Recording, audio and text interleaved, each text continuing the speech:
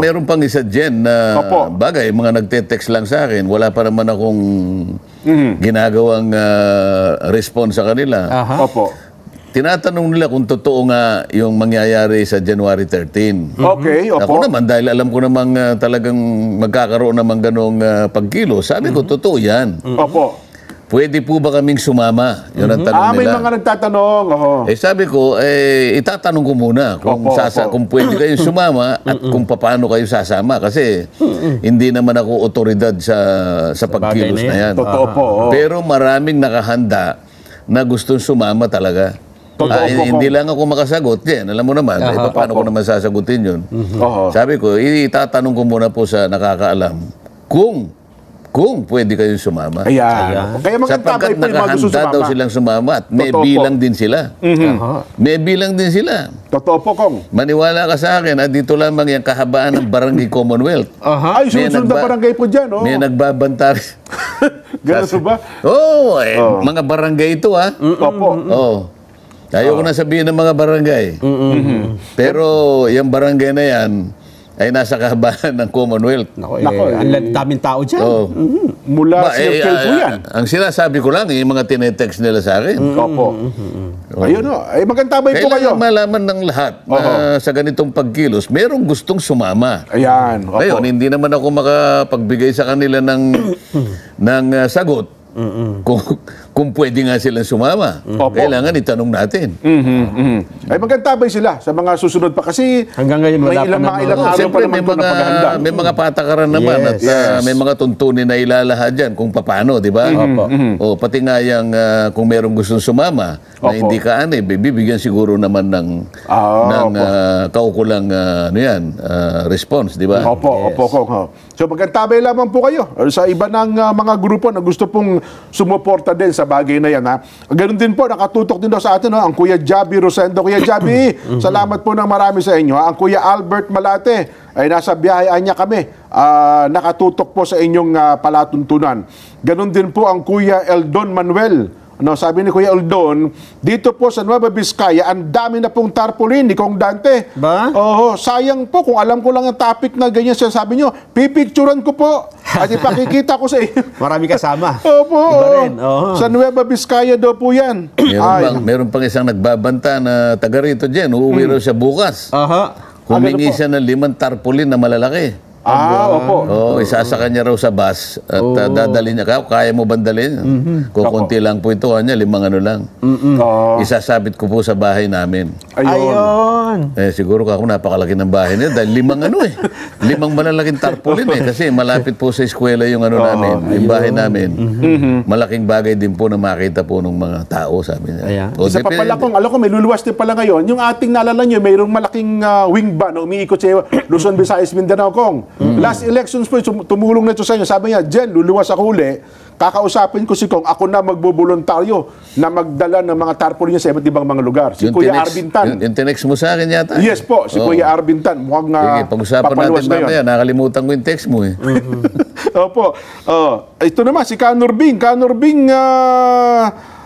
Sabi niya, dito sa lugar namin, number 1 si Kong Dante sa Pampanga. Siyempre, kapalan niyo ng mga Kapampangan.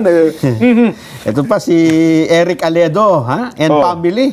Ayan, mabuhay daw po. Senador Marcoleta. Yan. Talaga naman, Si Kuya Yeye Manawi, sabi niya, Jen, pakisabi mo naman sa Kong Dante, nanonood kami ngayon dito po sa Pair Cargo, Customs, Port of Naiya. Ang lahat ng telebisyon ay nakatutok ngayon sa inyo. Nakita mo na. Kuya Yeye, salamat na marami, ha? At ang iyong support ay kailangan din ng Kong Dante. Hindi papatalo si Kuya Prince. Sana nakikinig yung vlogger na babae para marinig niya yan. Mga reaksyon na ng mga kapatid itong binabanggit ninyo. Kasi kalay mo sasabihin niya, ikinaihiya na ako at ako'y gusto nang ipatiwalag. Hindi niya kasi alam ang dynamics sa... Una, hindi naman sa miyembro. Hindi naman sa kanig kasi Kong. Siguro parang na lang siya, parang, ano ba yun, parang... May masabi na lang siguro yun, Kong. O kaya may content na lamang siguro. Nakakaawa nakakaawa tuloy ako sa kanya. Ay, nako. Anyway, Kong, ilang paksa pong inihanda natin. Pero teka lang, hindi po napirmahan ng Pangulong Bongbong ang ating pambansang budget. Kasi dapat po, nung huling tayo nagprograma, na-expect natin na 20 ng Disyembre. Kung 23 na po ngayon, ano ho bang balita ninyo sa Kamara? Kung mapipirmahan ba ng Pangulo? At kasi ako nakikita ko, mas magiging malaking problema kung hindi po malagdaan ng Pangulo ang ating pambansang budget bago matapos ang taon. Napipirma naman siguro, Jen. Pero kaya siguro nabalam dahil nga sa maraming mga sektor ang nag-react. Dahil nga sa naging final form nung budget pagkatapos na isumite yung bicameral conference report. Isa sa mga nag-react, nagbigay ng, may titulo yung kanilang manifesto, Luwakan Manifesto. Ito ay ginawa, pinirmahan ng retired and concerned members ng AFP, Jen. Ay, opo. Ng PNP, uniform personnel, UP Vanguard, at ilan pang mga concerned citizens ng ating bansa. Na karamihan nga talaga ay nasa militar, PNP, at meron ding nanggaling sa civil society. Ang bilang ng mga signatories dyan, 193. Ganun karami ko, Madami. Palagi ko, hindi naman pwedeng hindi bigyan ng atensyon yun sapagkat doon sa kanilang sulat, ito ay sulat, manifesto na ipinadala nila sa ating Pangulo ng Bansa din, President Bongbong Marcos. At doon ay binanggit nila yung mga ilang bahagi ng kanilang sulat. Sabi nila, halimbawa yung unjustified budget increases, sabi ni Kasi yung mula dun sa NEP din, yung NEP ito yung National Expenditure Program. Pangkaraniwan, isinusumiti yan ng Pangulo sa Kongreso. Yun ang magiging basis ng pambansang budget. Pambansang budget. At yan nga ang pagtatalo ng dalawang kapulungan. Nakita nila na yung Senate budget na nakalagay sa NEP ay 12.8 billion lamang. Pagkatapos ng BICAM Gen, ito ay na-increase sa 13.9 billion. Sa makatid, sabi nila, merong 1.1 billion na increase. Tinaas. Gusto nilang malaman, bakit nagkakaganon? Sa House naman kanya, sa House of Representatives, ang original na budget na nasa NEP, 16.3 billion. Bakit naging 33.6 billion? Naging times, 200 times. 100 times. Merong increase na 106% or 17.3 billion. Grabe At tapos ang DPWH budget, yung original na nakaporma dyan, 825 billion lang. Naging 1 trillion mahigit. Nauwi sa 1.1 trillion. Mantakin niya, O increase of about 35%. Ayun, bukod doon, may sabi sila, bakit ninyo isiningit yung akap? Ang inaano nila, tinatanong nila yung BICAM conference, sapagkat doon sa NEP kanya, miski sa pagtatalo ng dalawang kapulungan, nung dinideliberate yung budget, mapa Kamara, mapa Senado, wala naman yung item ng akap na yan. Bigla na lang, ba't biglang nasingit ito? Bigla sumulpot.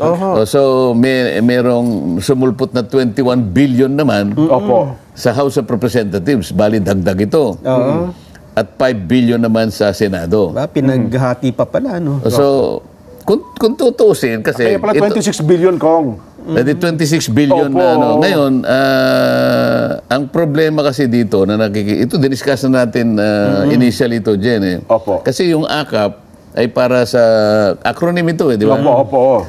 Ayuda para sa parang kapus sa kita. Kapus sa kita, ang tinatarget daw nila yung NIRPUR.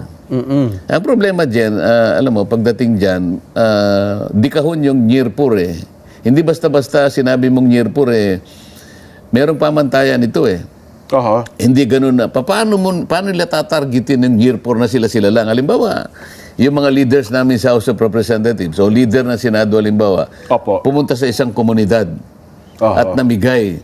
Ibig mo ba sabihin lahat ng nabigyan nandun doon sa kalagayang NIRPUR, kapus ang kita? Paano ko sabihin ng lahat na base sa kanilang sariling pantaya, pare-pareho naman tayong kapos, Oo nga naman. Palagay mong gano'n ang pantaya nila. Pare-pareho tayong kapos. Bakit 10% lang nung aming komunidad ang nabigyan nyo? Paano yung 90%? So, hindi magiging malinaw ito. Pagkatapos, ano yung mekanismo dito? Yung ang mekanismo, kasali na yung pamantayan dito. Sinong kumuha? Sinong nag-target baka mamaya mga puro kaalyado nyo yung binigay nyo, hindi mo maalis yun. Kabag-anak. Pagkatapos yung puntong i-audit mo na yan, paano i-audit yan? Ayun, kaya masama ang loob nitong, parang nakikita ko medyo masama ang loob nila kasi sa harap ng pagtaas na binabanggit natin, Jen, Nelson, nakita naman nila yung deduction sa mga ahensya na nakatutok naman doon sa mapangkaraniwang mamamayan. Halimbawa, Department of Agriculture, Nako, number 1 yan. binawasan ng 20 billion. Hala, laki. Teka muna, kanya, anong magiging impact naman sa farming itong, bakit mo babawasan ng 20 billion? Pagkain yan ko eh. Department of Education, 22.5 billion ang tinanggal. Importante din yan. Hindi ba, Mahirap ang yan. kalidad ng education natin dyan, bumagsak na nga eh. Totoo po. Magbabawas ka pa ng 22.5 billion, sabing ganun, magiging magiging laban dun sa provision ng saligang batas na nakalagay sa Article 14. Na sa bawat budget, kinakailangan magkaroon ng pinakamalaking priority budget. The highest prioritized budget, education. So bakit ngayon dito tinanggalan mo ng 22.5? Department of Health dyan, tinanggalan ng 25.8 billion. Mahalagang departamento. Department of Labor, Nelson, binawasan ng 18 billion. Department of Social Welfare, DSWD. sa taya nila 97 billion, although sa record ni Senador Amy 94 billion. Palagay mo na lang 95, malaki pa rin yung Almost 100 billion pala kung ano. dito makikita mo. Ano ba yung pangkaraniwang sinaservisyo ng Department of Welfare? Hindi, mahihira. DSWD. Kalamidad. Nandyan yung mga porpis. Yan, Nandyan yung mga programa na pagka mag-graduate ka na para hindi ka mabitawan ng pag may bibigay pa rin sa yung mga kung ano-ano, mga livelihood. Mababawasan yan necessarily. Department of National Defense, Ayan, importante kinaltasan pa. ng 15 billion. So, ito yung ito yung pinoproblema nila.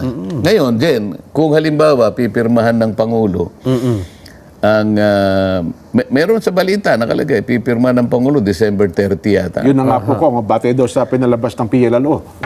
Kung halimbawa itong pinag-uusapan natin na itong concern nitong Luwakan Manifesto na to, kunwari sabihin ng Pangulo na, di ba, bibito ko na lang. Bibito. Line B. Line dito. Pwede rin yun.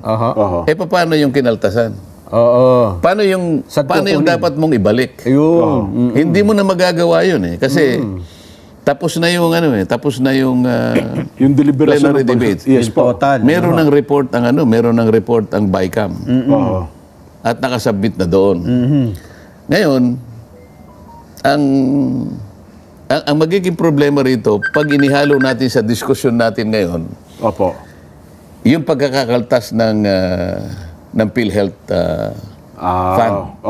Na 97 billion din po yun. Hindi, parang 74 tapos billion. 74 billion, Medyo may konting may konting may emotional issue doon sapagkat ang sinasabi nila na meron daw silang reserve fund. May mga 400 billion na po sila. Meron silang sinasabing surplus, merong unused. Actually, yung sinasabi nilang unused, hindi unused ang term doon Reserve yun Reserve fund.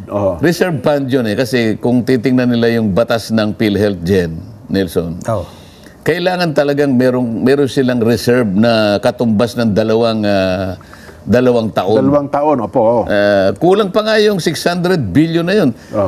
Naalala nyo na kwentahin natin na halimbawa, yung per capita ng doon na lang bawat per tao. capita nung kanilang medical requirement. Talagang ang kailangan mo. Nandito pa si Kuya Benny noon Ang nakwenta natin, 1.1 trillion Kung tutuusin mo, kung talagang i-enroll mo lahat ng Pilipino. Bakit kasi hindi ini-enroll ang lahat ng Pilipino kasi dyan? Nakalagay na universal health coverage na to. Ano masasabi mo ngayon dyan? Kaya nga po, dapat lahat na kaya tinawag nilang Universal Health Paano mo Program. ibabalik ngayon yun kung halimbawa ang gagawin ng Pangulo, ibibito mo lang? Wala na. Ayun. Ngayon, pag-usapan natin, kasi tumayo sa floor si si Senador Amy Marcos, ang dami niyang Oo. ang dami niyang, masabi pa niya, himala. May himala. Walang himala o may himala? Oo. Parang yan nangangapa kami sa dilim, mayroon pa mga ganun eh. Oo. Oo, sabi niya, may mga VIP dito. Kasi yung palang idinagdag, Opo. yung idinagdag na budget, kaya lumaki yung DPWH, parang 228 billion. Ngayon, doon sa tuntunin nila, sinasabi niya, di ko alam yung tuntunin namin, sila nang nagsabi. Sa tuntunin namin kasi, pagka ganyan, kalaki, yung idadagdag mo, meron dapat nakaukulang paliwanag. Ayun. Dadagdagan mo ng 228 billion, ang nakalagay lang na salita, sabi niya, Tatlo lang. various infrastructure projects. 3 words. VIP. Sabi niya, VIP, sabi niya, ano yan? Sino yung very important persons? Kanino yan? O baka very important party list. Ganun na salita niya, Talagang nagpahayag siya ng disgusto. Pagkadismaya nga ko. Sabi niya, ito ang pangalawang pagkakataon sa 6 na taong ko kanyang pamamalagi sa Senado. Ngayon lang ako muling tumayo upang ihayag sa inyo ang aking consternation, ang aking disappointment, ang lahat ng aking nararamdaman.